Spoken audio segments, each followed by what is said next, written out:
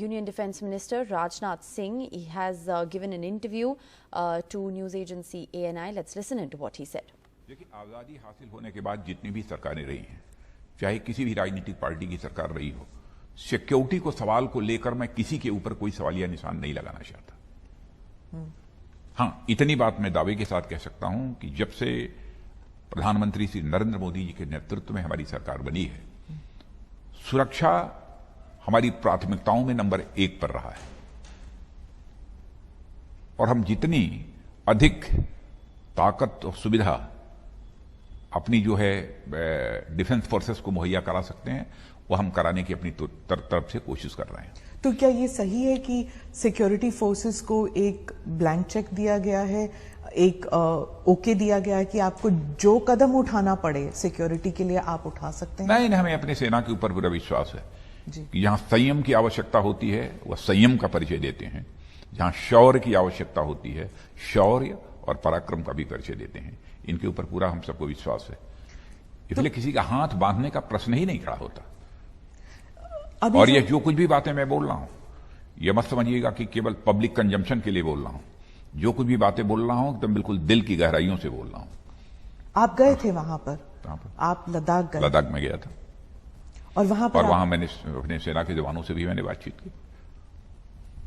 आपको उस वक्त कैसा लगा जब आप जानते थे कि वहां पर हमारे सैनिक जो हैं वो they were taken aback, they were taken by surprise, और जो गलवान में हुआ उससे दुख हुआ जरूर, लेकिन उस वक्त जवानों का जो हौसला है वो बढ़ाने की जिम्मेदारी आपकी थी? हौसला हमारे जवानों की बढ़ाने की जिम्मेदारी नहीं थी।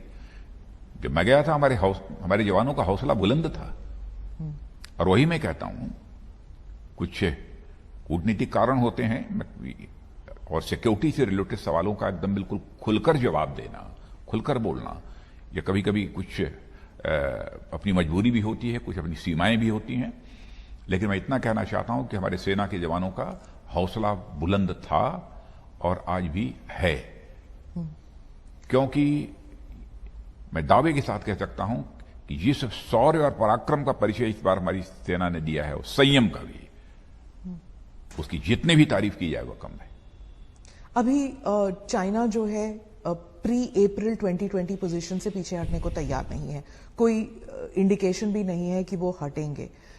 तो ऐसे में सर्दियों के वक्त क्या आप समझते हैं कि गलवान जैसा इंसिडेंट फिर से हो सकता है? देखिए, मैं इतना ही देशवासियों को कहना चाहता हूं कि हमारे देश की सेना देशवासियों का मस्तक नहीं झुकने देगी।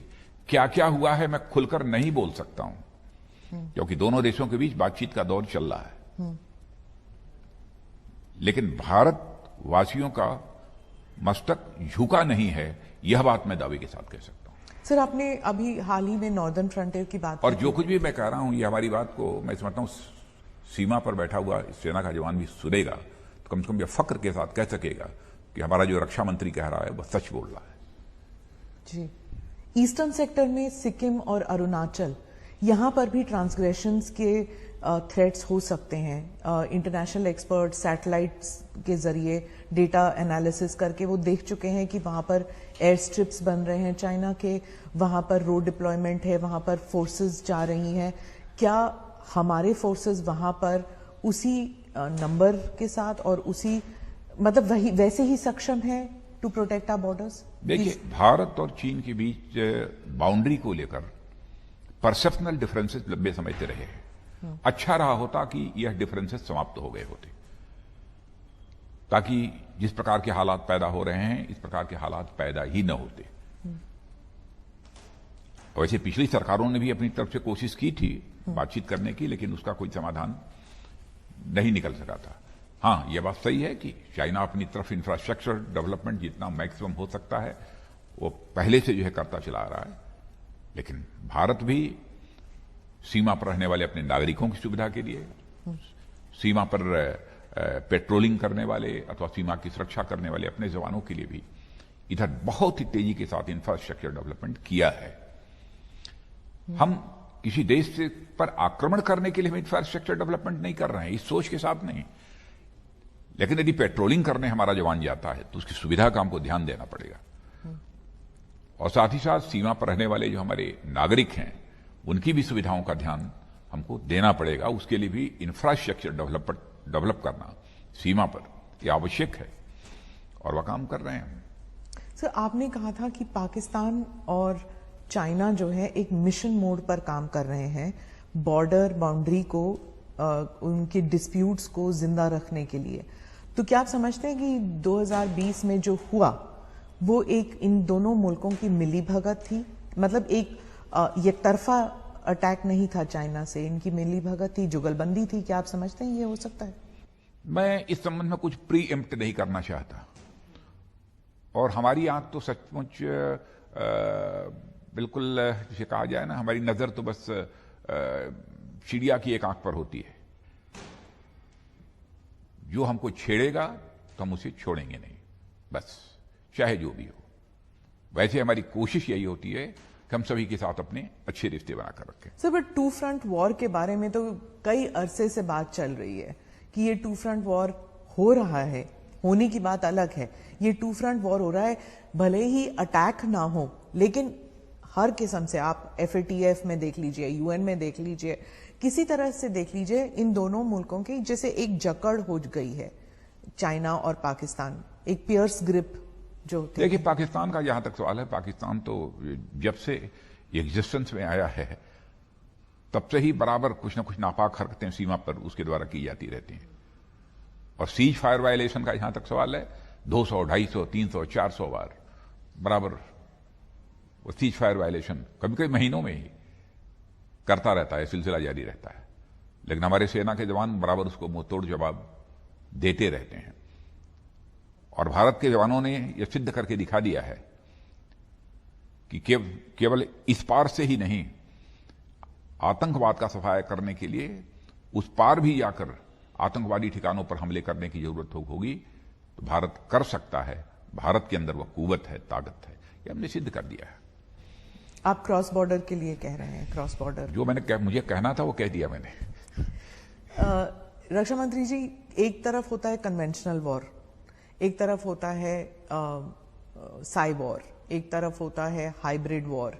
हाइब्रिड वॉर में कई किस्म के टेक्निक्स अपनाए जाते हैं जी। और चाइना जो है, अभी हाल ही में अमेरिका ने दिखाया कि कैसे हाइब्रिड वॉर उनके खिलाफ चाइना ने किया था।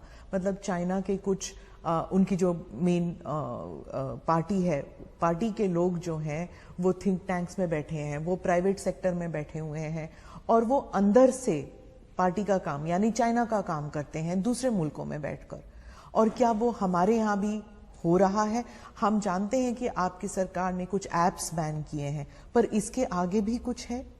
आपके पास कुछ ऐसी इंटेल तो आई होगी जो आप शेयर नहीं कर सकते हैं, लेकिन क्या ये सही है कि चाइना भारत में भी ऐसे कोशिश कर चुका है, करने वाला है?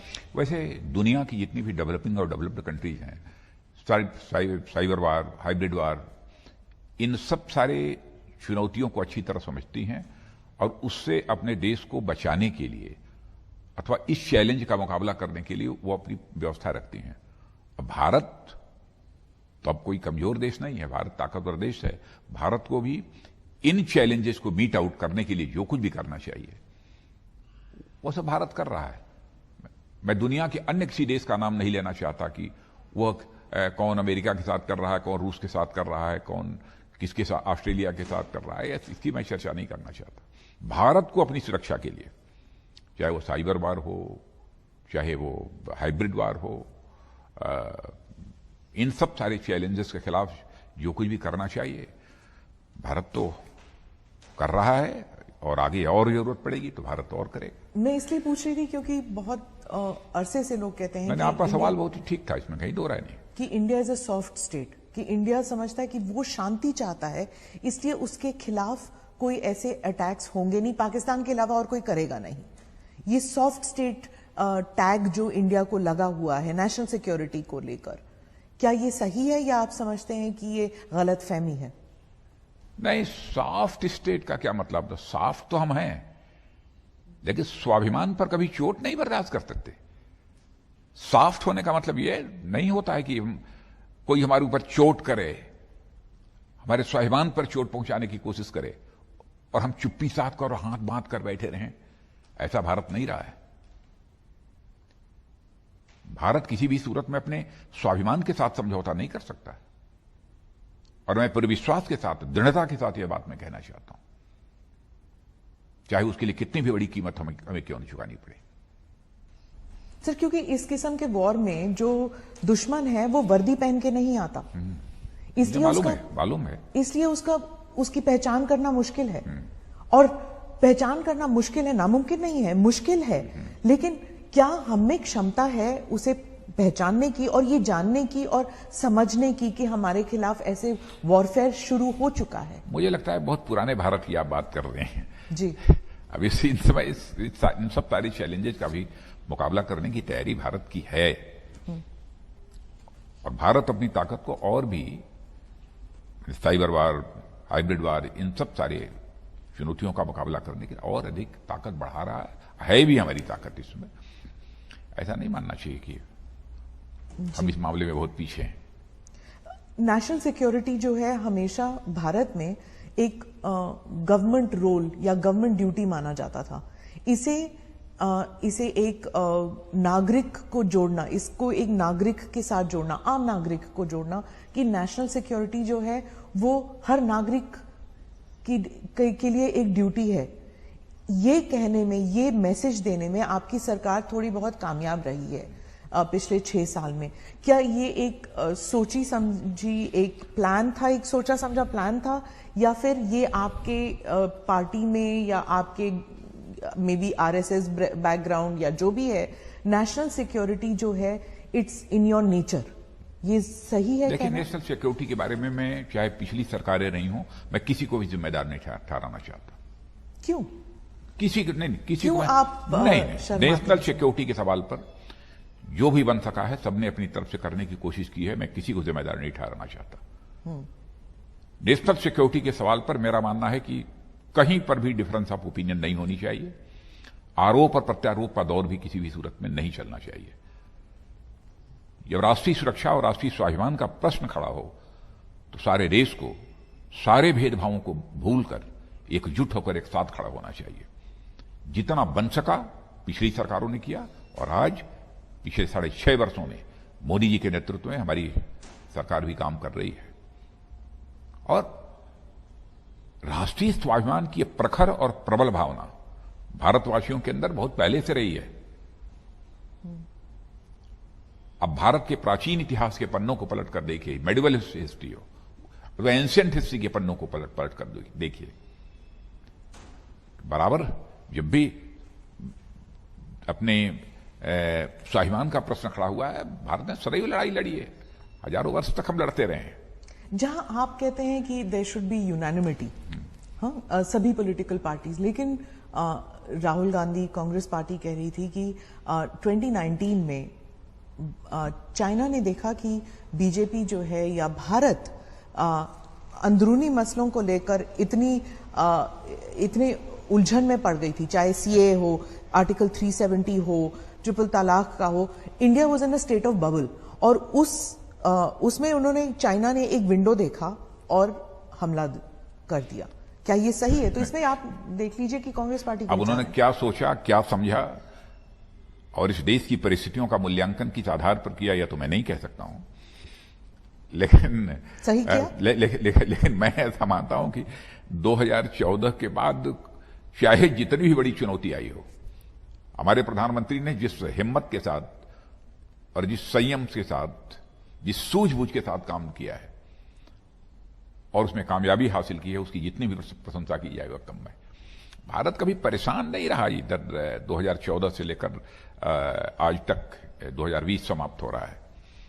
इन 6.5 वर्षों में किसी चैलेंजेस को लेकर परेशान हुए हों, इस स्थिति में न तो अपनी प्रधानमंत्री को हमने देखा है, न उनकी प्रधानमंत्री के नेतृत्व में काम करने वाली सरकार को पाया है। कभी हम लोगों ने किसी चुनौती को लेकर एकदम बिल्कुल संयम नहीं खोया है। जी। मैं किसान आंदोलन पे आती हूं। अब आप you have been agriculture minister, इसलिए आप जानते हैं इस इशू को। आपने बहुत करीब से देखा है जो एग्रीकल्चर पॉलिसी है इस मुल्क की। आपके टेन्योर के दौरान आपने आई थिंक किसान चैनल शुरू किया था, किसान बहुत प्राइसिंग के ऊपर भी आपने रेट ऑफ इंटरेस्ट भी उस समय आदरणीय बिहारी वाजपेयी जी से अनुरोध किया था। तो पहले जहां 14 to 18% किसानों को अपने कर्ज पर ये इंटरेस्ट देना पड़ता था, तो उसमें बातचीत हुई थी। तो उस समय 8% पहली बार अटल जी के शासनकाल में ही ये हुआ था, और उसमें मुझे भारत के कृषि मंत्री के रूप में जिम्मेदारी निभाने का अवसर मिला था। जी, अब किसान जो हैं वो दिल्ली के बॉर्डर पर हैं, उनकी डिमांड्स कई सारे हैं। पहली डिमांड तो ये है कि आप ये कानून हटा दें, उन्हें काले कानून कहते हैं, वो हटा दें। इतने सारे हजारों किसान वहां पर हैं। आपकी सरकार ने कई टॉक्स किए, कई राउंड ऑफ टॉक्स किए, उन्हें न्योता दिया, बातचीत हो रही है, कई पॉलिसी डिसीजंस हुए हैं, कई ट्वीट्स जा चुके हैं, स्पीचेस हो चुके हैं, लेकिन आपकी पार्टी से कोई भी बॉर्डर पर नहीं गया हमदर्दी जताने के लिए। ऐसे क्यों लगता है कि आपकी पार्टी के लोग इनसेंसिटिव हैं? देखिए, हमारी पार्टी के किसान को लेकर इनसेंसिटिव होने का तो सवाल खड़ा ही नहीं होता।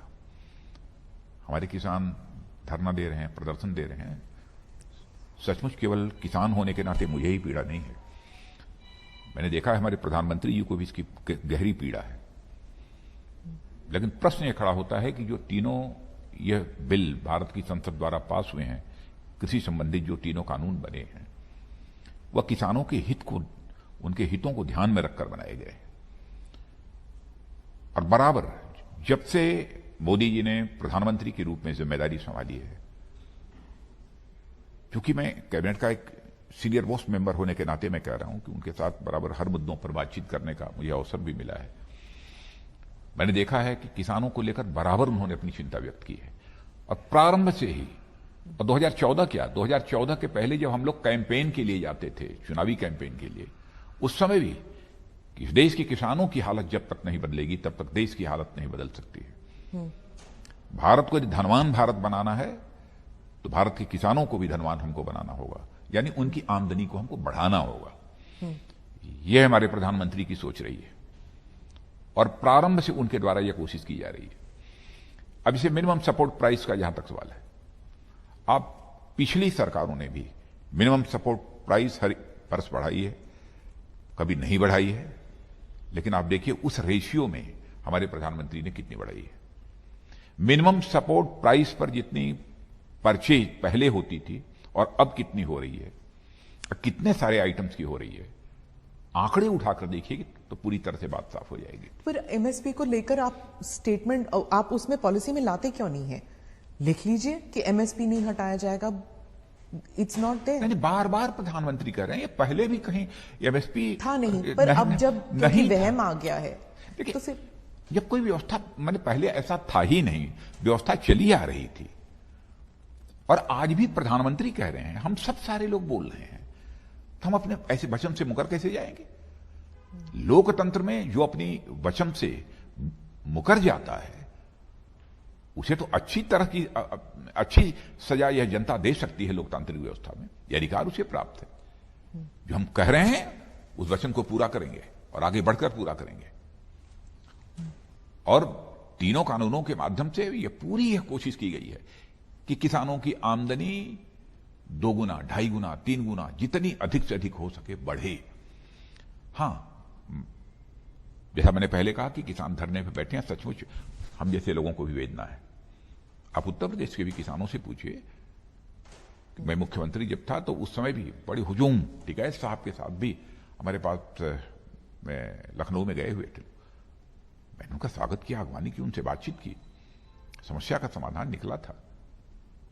आज भी हम चाहते हैं कि समस्या का समाधान निकले। हमारे कृषि मंत्री से नरेंद्र सिंह तोमर और उनके साथ हमारे वाणिज्य मंत्री श्री पीयूष गोयल, ये सब सारे लोग बैठे हैं, सारे अधिकारी बैठे हैं, बातचीत चल रही है।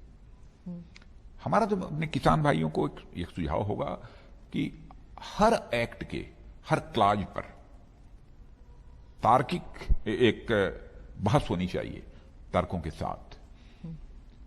और जहां पर यह लगेगा कि यह किसानों के हितों के प्रतिकूल है, उसके खिलाफ है, तो जो भी आवश्यक होगा हमारी सरकार करेगी। मैं यकीन दिलाना चाहता हूं, जैसा मैं प्रधानमंत्री की मंशा को जानता हूं, जी, किसानों के हितों के ऊपर हम किसी भी सूरत में चोट नहीं पहुंचने देंगे।